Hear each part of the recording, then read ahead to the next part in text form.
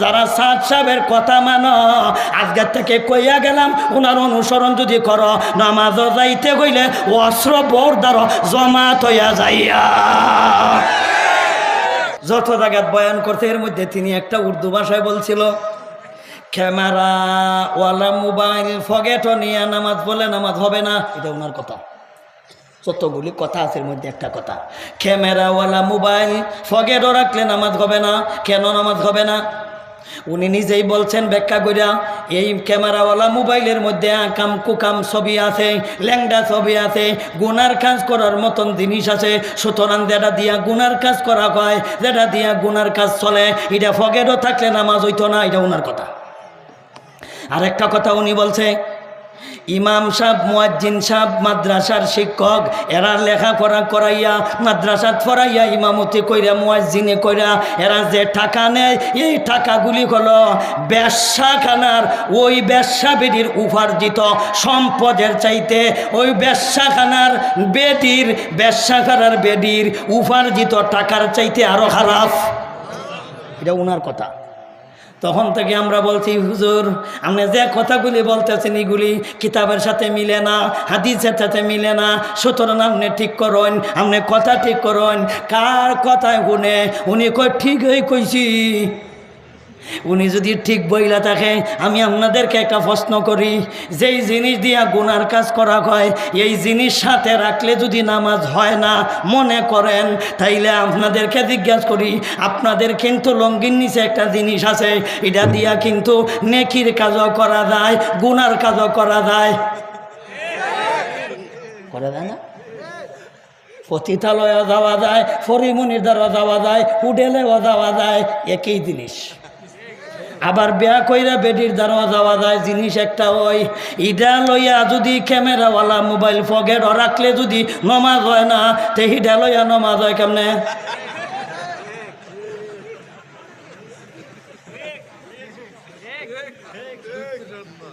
হইলে তো ইটাও বাড়িতে থেকে নমাজ পড়ো, এটা দিয়ে তো গুনাহ করার সম্ভাবনা আছে না। সুযোগ পাইলে কেলা ছাড়া দিব। যেহেতু গুনাহ করান যায়, এইভাবে তো মোবাইল বাড়া, মোবাইলে এটার মাঝে আমি চালাইলে গুনাহ, না চালাইলে তো গুনাহ নাই। রাখলে গুনাহ হইব, তোরে কেলা কইছে। রাখলে যদি গুনাহ হয় তাহলে তো এটা বোর কাছে আগে জমা দেওয়া মসজিদে যাইতে কয়।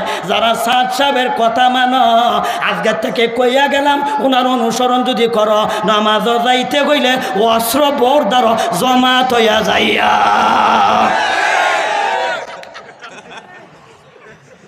নাইলে নমাজ হইতো না। তোমরা রুজুরে কইছে, এর লাগে এরা হাসর কইব, রব্বানা তানা সাদাতানা ওয়া কুবারা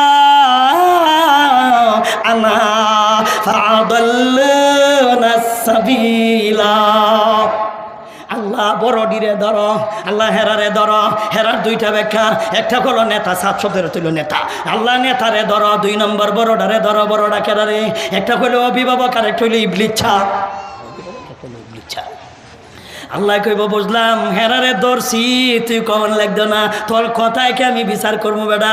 হেরারে ধরছি। আল্লাহ রে কইব, আল্লাহ ধরছ বলে ঠিক আছে, দইরা যদি থাকেন তে আমার আরেকটা কথা বলে, তোর হন আবার কি কথা?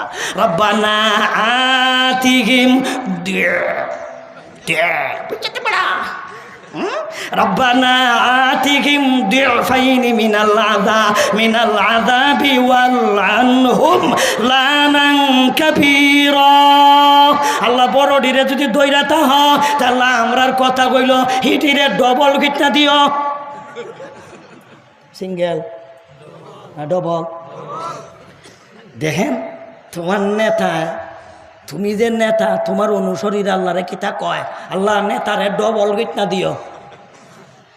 কইব রব্বানা আতিহিম দিফাইনি, দিফুন এক বচন, দিফাইনি বহু বচন, মানে দ্বিবচন। দিফাইনি দ্বিবচন মানে আল্লাহ ডবল কিটনা দেও। কেন? নিজে তো ফাফ করলই করলো, আমরারেও করাইল। নিজে ফাফ করছে এক শাস্তি, আমরারে কেন করাইল এটা আর এক শাস্তি, এর লাগে ডবল কিটনা দিও। আল্লাহ কইব, আমি ধরছি, ছাড়ছি না, বড়ডিরেও ধরছি, আরেক বড় ডাধে বলা তো আইব ইনশাল্লাহ।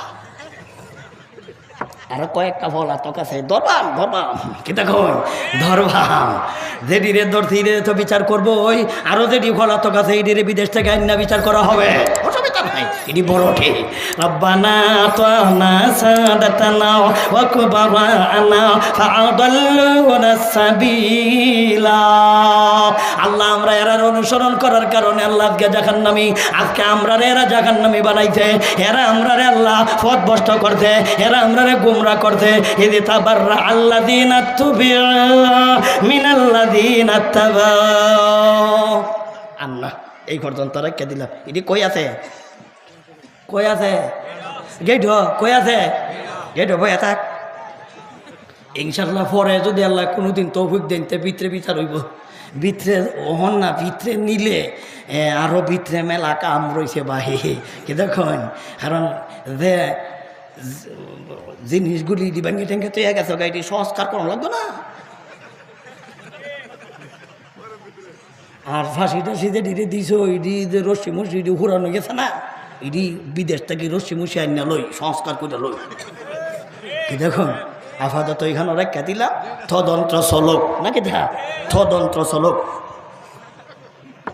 তদন্ত চলক ভিতরে ইনশাল্লাহ যদি আল্লাহ কোনো দিন তৌফিক দেন তাইলে আলোচনা করব।